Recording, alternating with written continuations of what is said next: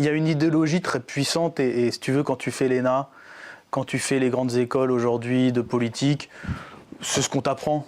Voilà, on t'apprend qu'en fait, on prend des choses pour acquis. Par exemple, c'est le marché qui fixe la valeur des choses. Voilà. Ce n'était pas le cas dans les années 60. Hein. Tu sais, avant, les marchés financiers, c'était même pas dans le PIB. Hein. On ne le comptait même pas. Là, aujourd'hui, c'est le marché qui fixe la valeur. Donc, il faut se conformer au marché, aux intérêts du marché.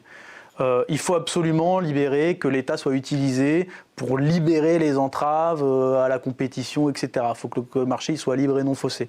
Ça, on t'apprend ça, en fait. Hein. C'est une idéologie qui continue à tourner dans la tête des dirigeants français, surtout européens, en fait. C'est un état d'esprit très européen qui fait qu'il ne faut pas de barrières, il ne faut pas de douane, parce qu'on a des...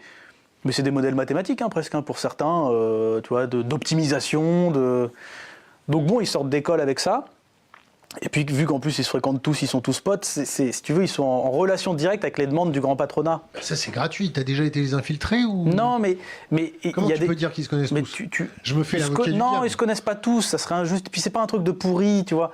Mais juste, en fait, ils se fréquentent en permanence, ils ont les liens, ils ont les contacts. Ils n'ont pas les contacts avec les gens de Roubaix qui vont faire leurs courses au supermarché, qui sont pas contents de ce qui se passe avec la TVA, tu vois. C'est pas, les doléances ne viennent pas de là. Ils donnent de l'importance à des gens dans des sommets, tu sais, le summit, Choose France, etc. Tu le vois en fait. Buy France. Ouais, mais c'est ça, Choose France, You Buy France, etc. Tous ces trucs où en fait, le but c'est d'attirer les gens qu'on estime être ceux qui produisent de la valeur, la référence, le machin.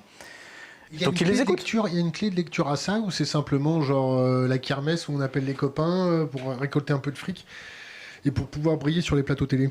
Non, la clé de lecture, c'est fondamentalement l'idéologie qui les imprègne.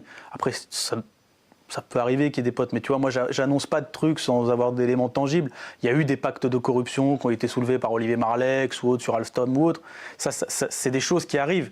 Mais moi, si tu veux, ça ne m'amuse pas de déclarer, oui, alors ils ont donné de la thune à LVMH parce qu'ils sont copains avec Vuitton. Ça c'est pas grave, en fait.